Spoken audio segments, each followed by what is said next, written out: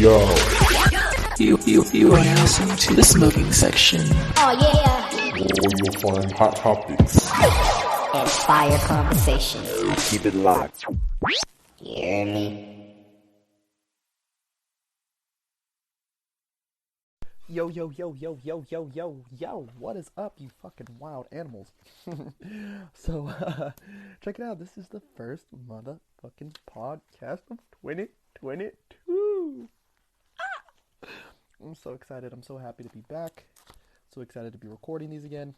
Trying to get myself back on track and bringing in some people to talk with and, different heads to share their point of views and their life, and y'all know the deal, right? Yeah. If you guys can, make sure that you're checking out corpsecollection.com. Yeah, we're having new items all the time. Yeah, we're taking stuff down, we're putting new stuff up. We even brought a couple throwbacks back, so make sure y'all check that out. Stay in tune. Yeah, stay tuned. More coming. A couple things I want to talk about today.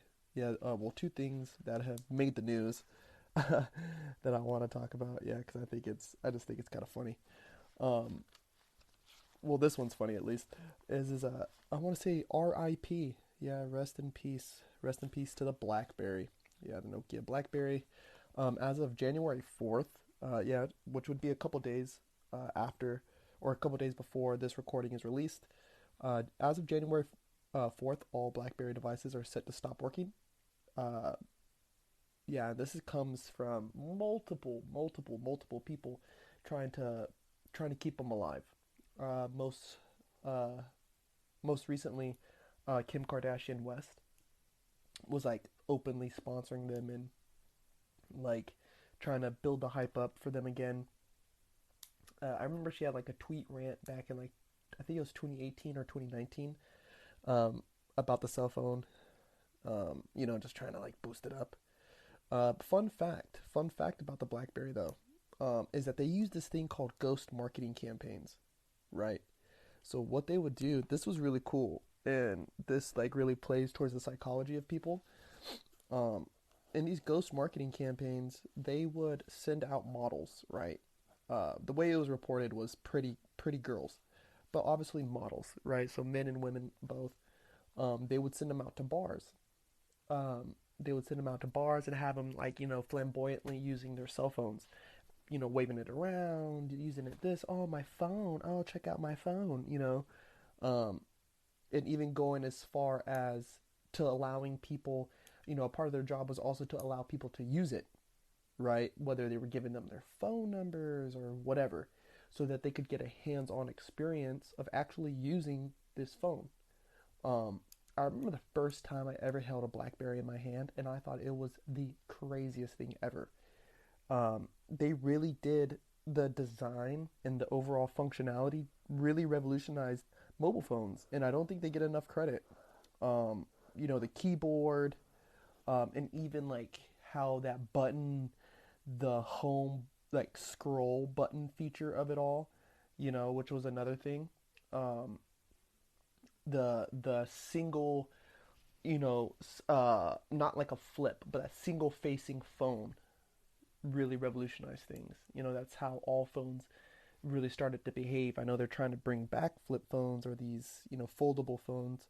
They're trying to make like a comeback, but it's just, I just don't think it'll ever happen.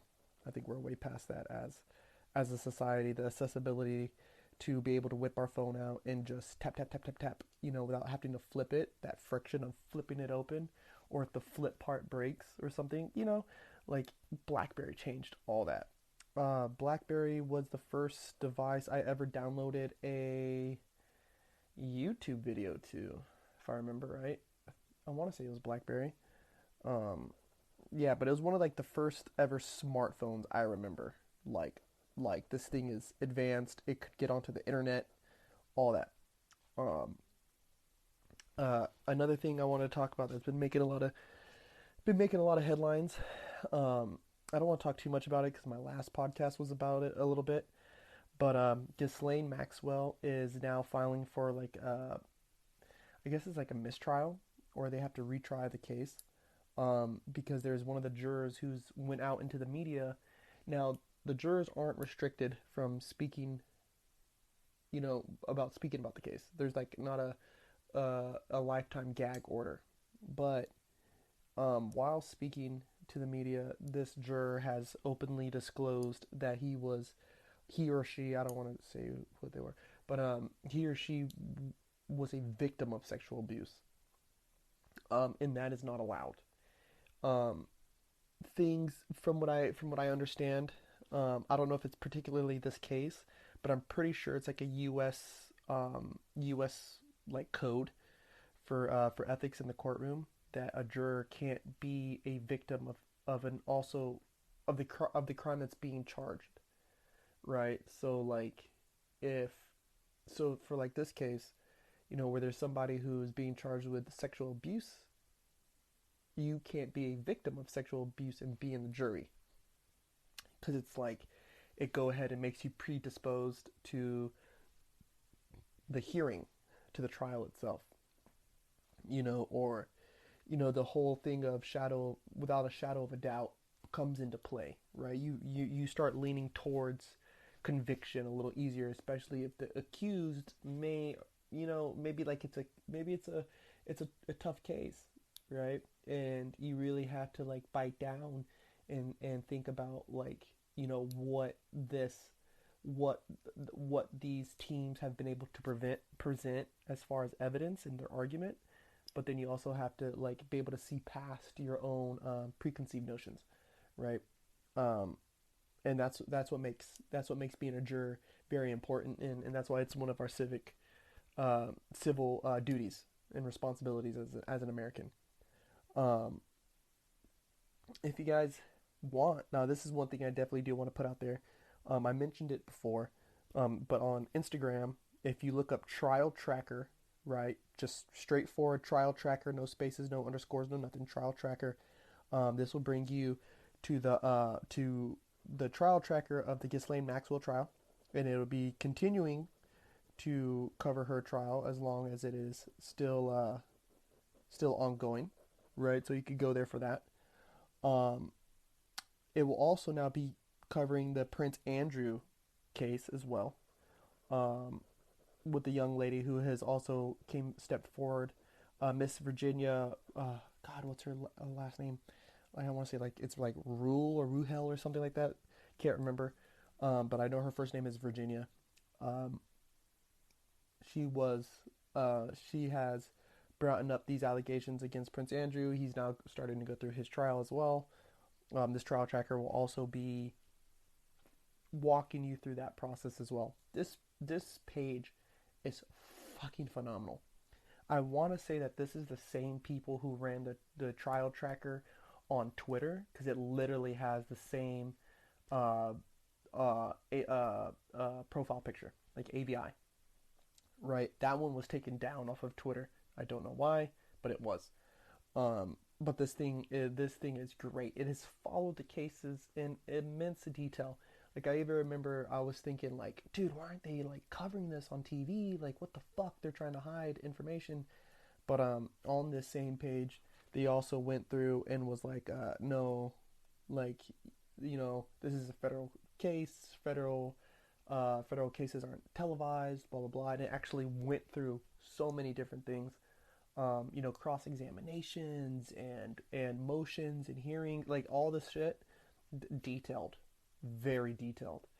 And they'll be and this same profile will be covering the whole Epstein abuse ring, which I think is important. I think is very important. Um, the death of Jeffrey Epstein was, I think, like a wake up call for a lot of people.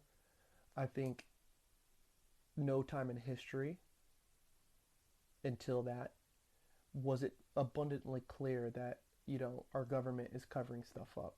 If not our government itself, um, people within our government, right? Entities within our government, groups, whatever, individuals inside of our government are working together in cahoots to execute certain things, right? Whether it's actions or people. Um, and it's scary. Yeah, like it's something literally out of like a Tom Sawyer fucking novel. You know what I mean, or a John Grisham novel. Um, we need to protect our children, and I think these type of Instagrams are pivotal to that. Um, it's no. Well, my lovely friends, I interrupt this broadcast to bring you a couple supporters of the Smoking Section podcast. First, we have Tiki Jenkins, who is a musical artist and krump dancer member of the DCX Krump crew. Yeah, you can find him on Spotify. Listen to his music, you might even catch a couple of his tunes spinning in the background. Next, I have Jason Judge Snell. Yeah, he's out here repping Bear Witness. He's out here throwing sessions and educating the youth and even adults on the importance of dance and its culture. Find him on Instagram at barewitness.session. That's BARE witness.session on Instagram. Yeah. Thank you guys for always supporting, showing love. Yeah. Now back to the show. It's no it's no mere coincidence to me that, you know, the CEO of Twitter steps down, then to be replaced by this new man, then within days have this profile taken down off of Twitter. I think that's weird. I don't think it's mere coincidence that, you know, Jeffrey Epstein was found dead in his cell, you know, while all these cameras were broken and everyone just so happened to be on lunch, you know. I don't find it coincidence that it wasn't until after Donald Trump came out of office that Maxwell reached a trial. I don't find any of this to be all coincidence. I think there is a massive media manipulation. I think there's a political manipulation on this, and every other level of the facet. Yeah, so those are two things I wanted to make sure I've talked about. The trial tracker is a big one for sure. For sure. And rest in peace, BlackBerry. Yeah. Other than that, I did want to talk about my Twitter. My Twitter has came under some attention, I guess. If you guys don't know my Twitter, it's at Corpse, KORPSX. Yeah, I've been going a little crazy on there. Yeah, and some people are worried, you know, or they're like confused about what it is I'm doing. And I just want to go to say this, right? And I even tweeted this, and the tweet was, don't expect me to stand up when all you've ever done is lay down. Right? There has been some stuff to come to my attention, some actions perpetrated by people I know, or, you know, whatever, and I am being asked to stand up, and I'm being asked to be a voice of reason and a voice of, not even a voice of reason, but a voice of justice. And I don't mind, right? This isn't the thing. But I'm not here to be judge or executioner. I'm not here to be anybody's lawyer either, right? I'm not here to do any of that, right? I miss the old days when you could be friends with two people who had different views or opinions. The days when you could be friends with people who even hated each other, right? Back in my dad's pad when I was younger, don't look at me wrong or think of me wrong when I say this, but at my dad's pad, you know, we used to sit around and smoke a lot of weed, right? And we used to smoke a lot of weed, do drugs, chill out in my garage. And when you do drugs, you meet a lot of bad people. But yeah, I had guys who would come by the house and they were gangbangers. And some of these guys weren't always friends, you know? So there was times when I'd be in my house and things would get a little tense, You know, you'd have one guy from one side of town, this other dude from the other side of town, you know, blah blah blah. And I mean, I'm talking about these guys were gangsters, okay? And shit would get hairy sometimes. And the one thing I remember was I could always tell them, like, guys, I don't give a fuck about your street beef. Like, keep it the fuck away from me, right? Like, I don't care about y'all's street drama, okay? Like, when y'all leave, y'all can handle that, by all means, you know? And I always walked people to their cars, especially if I knew there was somebody inside who didn't like them. I would walk them to their cars, you know, to ensure a safe exit. And nobody ever knew that. They just thought I was always walking them to their car, but it was always to ensure a safe exit. But it's just weird to me where these gangsters didn't even make me declare a side. But here I have these people on Twitter, you know, and Instagram and TikTok, and wanted me to declare a side in these arguments or in these disputes. Like, quite frankly, it's not my business, right? Even making this podcast and doing these podcasts is kind of weird because I have to ask people questions about their life, and I have to ask questions about this and that, and sometimes they're a little personal, right? And it's, you know, that's just not in my nature. I don't like to pry into people's lives, right? And I make that really clear whenever I have guests. Like, let me know if I'm prying, you know what I mean? Like, if I'm going too far. So like, I just don't understand why, for me, right? Like, for me, why do I have to pick a side? Why do any of us have to pick sides? When did this become about picking sides? Vaxxed, unvaxxed, you know, Trump supporter, not Trump supporter, Biden supporter, not Biden voter, you know, when did this all become about sides? Democrat, Republican, you know, when did any of this become about, like, who you root for, right? Like, I've never stopped being friends with somebody because they're a fucking, you know, because they're a Packers fan. Fuck Packers. But, I've never stopped being friends with somebody because they're a Floyd Mayweather fan, right? I have stopped being friends with somebody because they're ignorant, right? Or they're illogical, right? Like, I can have a disagreement with somebody and argue with them all day long, right? Let's have this nice healthy debate about something. But I can't be friends with somebody who refuses to allow me to voice my opinion, or you know, tries to manipulate my words, right? But just because I have that disagreement with somebody doesn't mean that I should force anybody that I know to also have that same agreement, right? To come to terms and say, well, you know what? This is what they did to him, so I'm not going to be friends with them anymore. Like, no. That's just immature, right? Especially when it comes to, like, personal shit, right? Like, I make it really clear to my friends, and people, please don't be mad. I make it really clear to my friends, like, when they're dating somebody, like, I don't give a fuck about your boyfriend.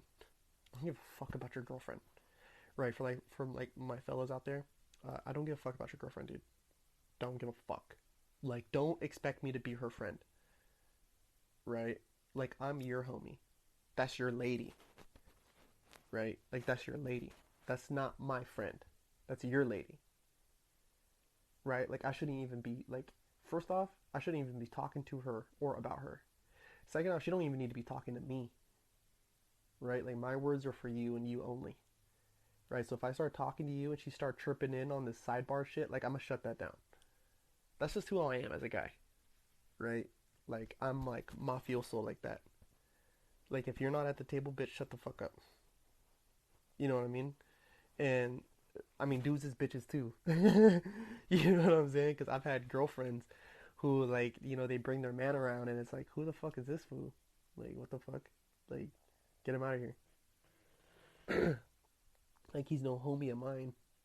You know what I mean? Like, I especially hated, like, when my homegirls were dating guys who were older. Excuse me. When they were dating guys who were older and they would come around and call me, like, little bro. It's like, whoa, dog. Like, don't call me little bro. You don't even know me. I don't even know you. Like, you just date my homegirl. Like, you just put your penis inside of her, and you think that makes you cool enough to call me fam like that? Like, little bro? Like, nah. Nah, partner. It don't work like that. Like, it don't work like that. Like, my friendship means more to me than that.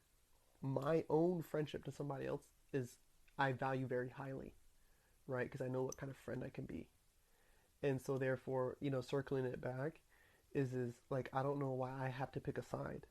Why do I have to strip somebody of my friendship if I don't feel like that it's necessary? Just because they did something to you. Because they did something to you, you feel that I have to be called to arms, right? But like I said, I had gangsters in my house, right? Would you come to arms if somebody had a gun to my face? Huh? Would you come to arms, right, if I was getting robbed? Because I've gotten robbed. I've gotten robbed in front of a group of my friends, and didn't none of them stand the fuck up.